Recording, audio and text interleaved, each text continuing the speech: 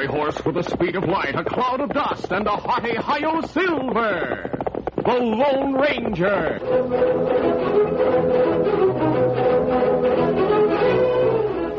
Before this exciting adventure, a word from our sponsor.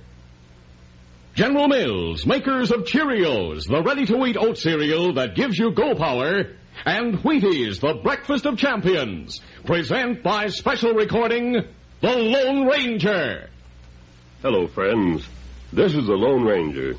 I'd like you to listen to something. All over the country in every direction, how you doing is the question. And here's what the happy people have to say. Wheaties, and do, and okay. You know, that's right. People in various parts of the country have different accents, perhaps, or dress a little differently. But the ones with plenty of drive, the go-getters, have one thing in common. They're careful about their diet. They see to it that they eat a good, honest breakfast every day. And a breakfast built around wheat couldn't be better for you. Wheat is real man food. So, bear in mind. Keep on eating your Wheaties, and you'll be doing okay.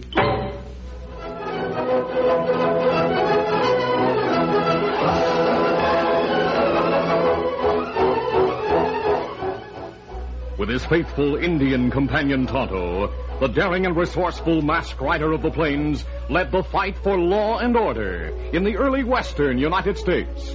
Nowhere in the pages of history can one find a greater champion of justice. Return with us now to those thrilling days of yesteryear.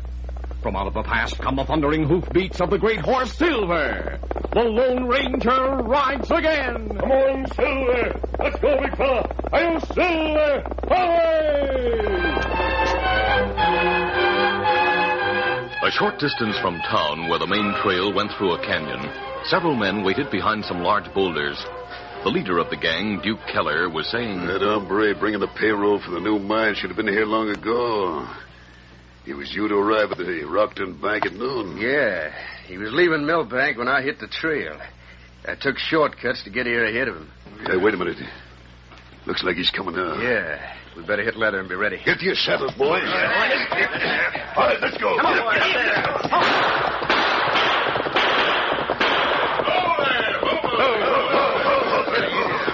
This is a hold-up, mister. Hold on, you won't get anything of value from me. Stop strolling. Give me that black bag from under the seat pronto. All right, Thunder, if you want it, you'll have to get it yourself. Going to act tough, huh? Keep him covered, men. Now get the bag. I won't let you take that bag. I expected that move. This'll keep you quiet. You should have known better than to try to stop me.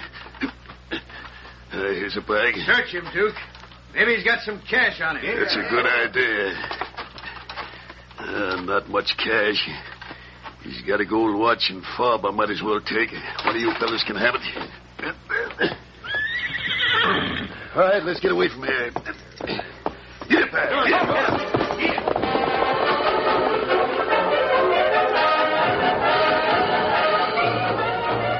It was just about dusk when Tonto arrived at the camp after a trip to town. Whoa, Scout, go, fella. Easy, fella. Hear anything about Duke Keller's gang in town, Tonto? Feller in buckboard come to town a while ago. Him report to sheriff that it me get robbed of mine payroll by outlaws. Him say them wear handkerchiefs cross face. I see. Golly, I wonder if he was the same man I met on the trail today. What feller you meet look like, Dan? Well, he was, a big man, very friendly. He was driving a roan. Oh, him same feller. Him say outlaws take bag with payroll, then knock him on head, and take cash and watch from pockets. Gosh, he showed me the fine watch fob he had. It's possible that was a Keller gang. That's right. Sheriff leave with posse to trail outlaws. Me not think them go far. It get dark soon. There no moon tonight. We'll wait until dawn and then try to pick up their trail. If it is the Keller gang, this may be the break we've been looking for. That evening, the Lone Ranger disguised his features to look like a nondescript cowpoke. Then he and Tonto went to the cafe in town to find out what progress the posse had made in their search. They sat nearby as the outlaw Jake spoke to the sheriff who had just entered. Hi, Sheriff. How'd you make out in the hunt for the outlaws? Well, they left a trail as far as the river, then we lost them. We searched up and down both banks, but we couldn't pick up the trail again. Oh, it's too bad. And the worst of it is, it's starting to rain. I was hoping we could pick up the trail in the morning. The rain will wash away all signs. Luck seems to be against you, Sheriff. That's right. All right, let's go, Tonto. We've heard enough. Not good, rain-covered trail.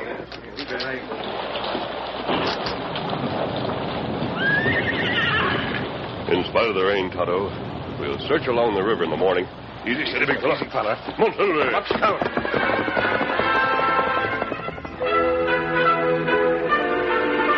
The following morning, the Lone Ranger, once more wearing his mask, left the camp with Tonto after telling Dan they'd be back by noon. Dan had been told to take his horse Victor into town to the blacksmith shop for a new shoe. Dan rode leisurely to town. While he waited for the blacksmith to finish with Victor, a rough-looking man pulled to a stop outside. Here comes another customer, Mr. Norton. That's all right, Daniel. I'll be through here in just a minute. Well, howdy, mister. I want to get some horseshoe nails. Got any to spare? Well, now, I reckon I can let you have a few, mister. Be with you just a minute or two. Well, seems to me you could stop long enough to sell me a few nails. I haven't got all morning. I got to get back. Must be getting on to 10 o'clock already. This doggone watch has stopped again. Easy, fella. Well, Daniel, there you are. He's all ready to ride. I'll get the nails. Reckon a handful be enough, mister? Yeah, sure. Hurry it up. Here. Well, here's a quarter. Keep the change. I gave you more than a quarter's worth of those nails. But I'd better forget it. You said the new shoe would be $1. That's right, Daniel. Here it is, sir. Thanks. Well, there's something I've been wanting to ask you, Daniel. Sorry, Mr. Norton. I can't stop to talk now. I want to follow that man. What do you want to follow him for? Because of that watch and fob he's carrying. Goodbye, sir. Steady, boy. Come on, Victor. Come on, boy. Come on, Victor.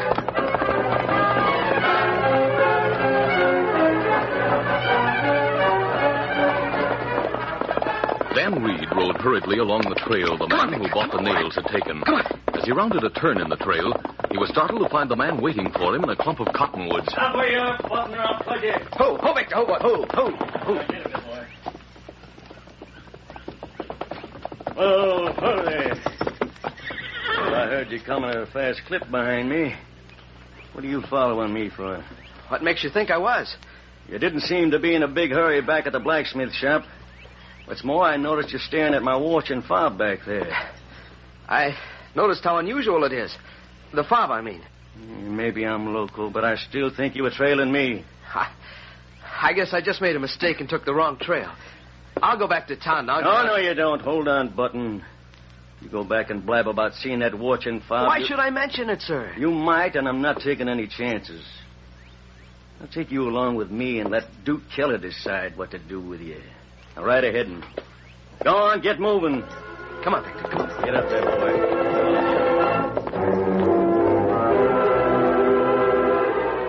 At noon, the Lone Ranger and Tonto, who had been unsuccessful in picking up the gang's trail because of the rain the night before, returned to their camp. They waited for more than an hour. Then the Lone Ranger became concerned about Dan. Tonto, Dan knew we'd be here at noon. He should have been back long ago. That's right. If Blacksmith busy, Dan not wait this long. We ride toward town to meet him. Here, Silver. Here, Scout. The big fella, easy. Scout, easy, fella. Come on, Silver. Come up, Scout.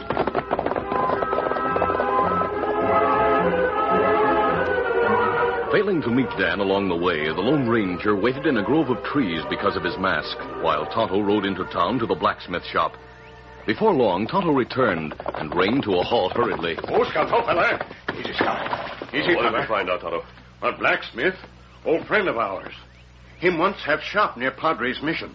Feller named Norton. I remember Norton. What about Dan? A blacksmith say stranger come to shop. Dan leave quick. Him tell blacksmith him want to follow man. Well, what for? Well, Dan say something about watch and fob feller carry. Then him ride after feller quick. I see. Tonto, yesterday when you told us about the man who was held up, Dan mentioned the fine watch fob the man carried. That right. Me remember. The stranger must have been one of the outlaws. That's why Dan followed him after he saw the watch and fob. Ah. Blacksmiths say Dan leave there about 10 this morning. Then they must have caught Dan. Anything might happen. Blacksmiths say him go to town, tell Sheriff about us. Him have Sheriff follow our trail. Good. We may need help. All right, let's hurry. We'll pick up Dan's trail at the blacksmith shop. Easy, steady, big fella. Easy, fella. One, two, Watch out.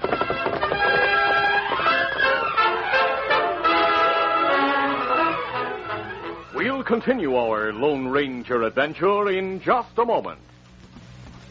Jenny is 10, and is she good? She's skip rope champ of the neighborhood. She's so quick because she knows she's got go power from Cheerios. Yes, she's got go power. There she goes. She's feeling her Cheerios. Cheerios. Cheerios. That makes sense. Try Cheerios, the wonderful oat cereal that's shaped like a little letter O, and you'll agree. You'll like that delicious toasted oat flavor, and Cheerios is ready to eat. Just pour out a big bowl full, add good fresh milk, dig in, and start getting your go power. Because a Cheerios breakfast is full of vitamins, proteins, and minerals. And those are the good things you need to help build red blood, healthy bodies, and strong muscles. So enjoy your breakfasts every day with delicious Cheerios and milk, and get that good go power. Then folks will say, she's feeling her Cheerios.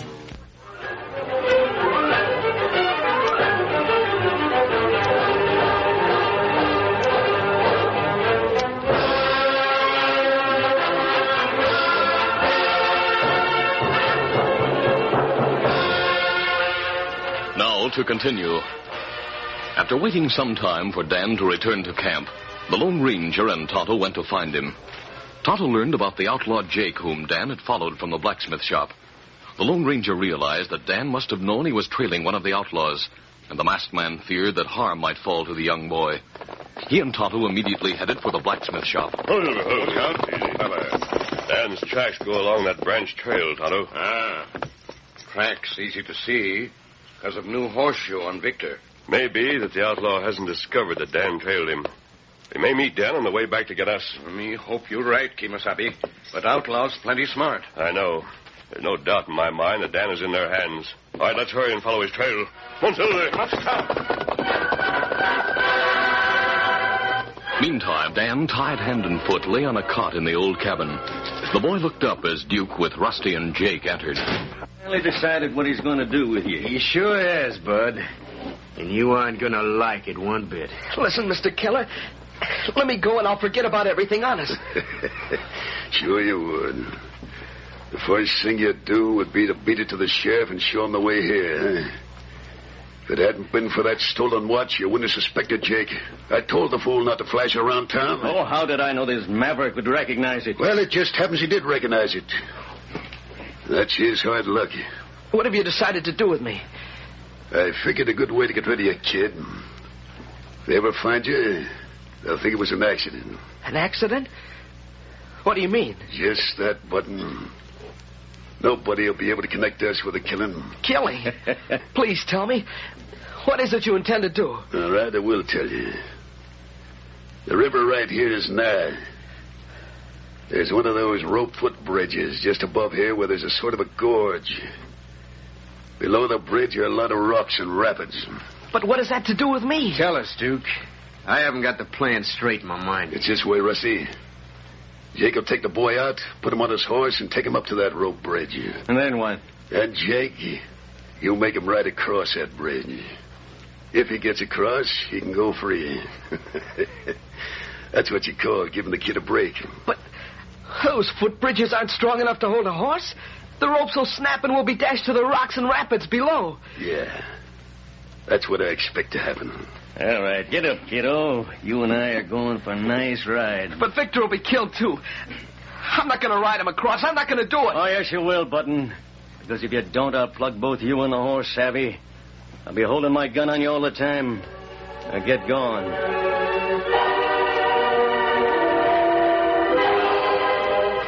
Just after Jake left the cabin with Dan, Duke Keller heard a whinny outside. He spoke to Rusty. Hey, Rusty, my horse don't whinny without a reason. I figure someone might be prowling around outside. Yeah, maybe it's Lou and Hank coming back from town. Maybe, but we better not take any chances. Duck out the back way and have a look around. Right. Huh? I should have had Jake guard the trail until Lou and Hank got back. Then he could have gone with a boy. Really should be quick about it. Well, a mask, hombre. At least it isn't the law. Don't let the mask fool you. What do you want, mister? Where's the boy who was brought here? Give me a quick answer or I'll... what, mister? Drop those guns pronto. Guns pointed at your back. That's taking him by surprise, Rusty. You better drop your guns, mister. Rusty will plug you if you don't. Me not think so, eh? Me hold gun behind Rusty. Holy smoke. And the Indian's in the doorway behind you, Rusty. Didn't you spot him when you came around from the back door? You drop gun quick. Me watch through window and see fella go out back door. Me hide, then follow the front door. Me said drop gun. Guess I have to. Good work, Tonto. The Indian tricked me, Duke. Oh, you must be Duke Keller. Tonto, get their guns. Me get 'em. I don't savvy this. Why should an outhoot like you... We're not outlaws, Keller. Now tell me where the boy is. I don't know what you're talking about, mister. Hey, what's going on? He must have brought others with him. He must be trying to move in on us with his own gang, huh? Caught these two hombres as they rode up to the cabin. Sheriff, he's got Lou and Hank. We figured they're part of the gang. I'm glad you got here, Sheriff. The blacksmith came and told me about you, mister. He said you and your Indian friend were trailing an outlaw who'd been followed from his place by a boy. So we came to investigate. You must be the masked hombre Mr. Norton meant. That's right. Keller, where's the boy? Speak up. Look around and find him if you can, mister. I'll holster my guns and loosen your tongue. Come here, you. Hey, let go or I'll bust you wide open. Yes, you and who else? Where is he? Speak up. I said let go. Playful, huh? I'll knock that mask right off your stupid face. Oh. And this'll knock that sneer off your face. And this, along with these. All right, get up. Oh, wait, I'll tell you. Tell me quick. Hey, they took the boy up the river away. Yeah, he's going to make him ride across the footbridge. Kimasabi, that bridge not hold boy and horse. That's what Duke figured. Why, you rotten killer. I ought to break you in two right now. Get him off. He's choking me. Kimasabi, that's not any good. Wait. Sorry, Tonto. For a moment, I couldn't help it. Me know. I'm going after Dan before it's too late.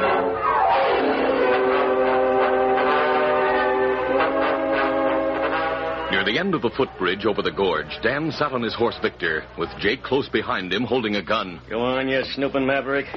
Get going across that bridge. Let me go, please. I promise I won't... Stop stalling. Get moving under that rope bridge. If you hesitate, I'll put a bullet in you. No, I'm not going to. Oh, yes, you will. If you go across, you'll have a chance. If you don't, I'll plug you. All right. Come on, Victor, boy.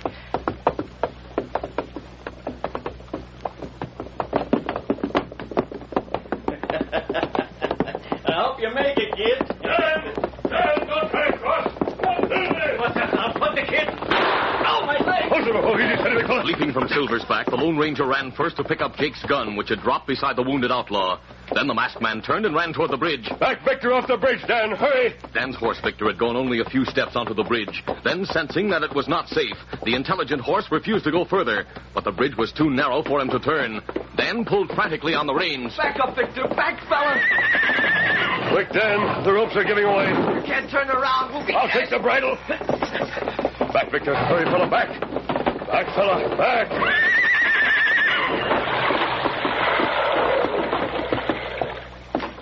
Oh, golly. If you hadn't come when you did, It's all right, Dan. No need to be frightened now. We'll take that wounded outlaw back to where the others are waiting.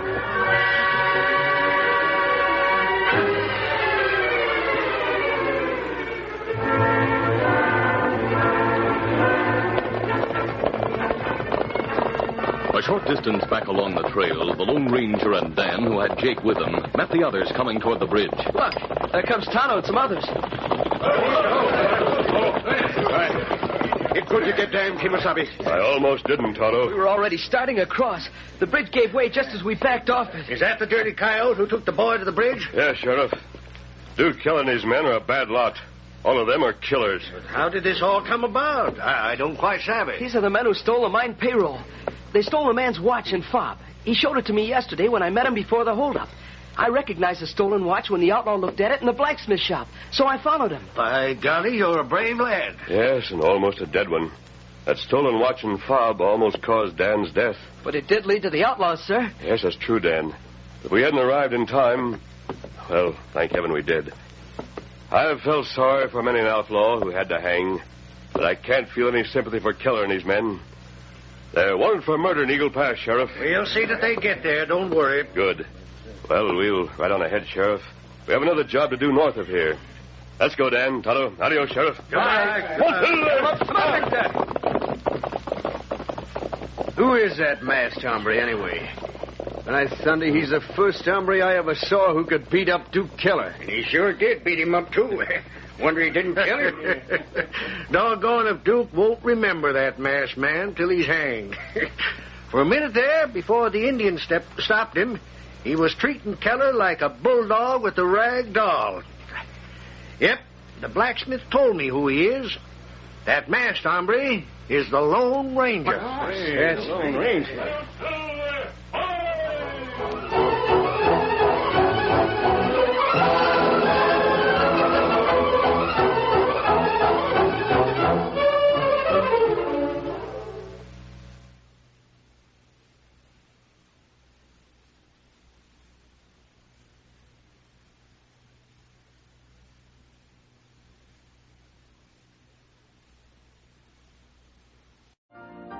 You've been listening to the OTR Gold Network. Find more classic radio at otrgold.com.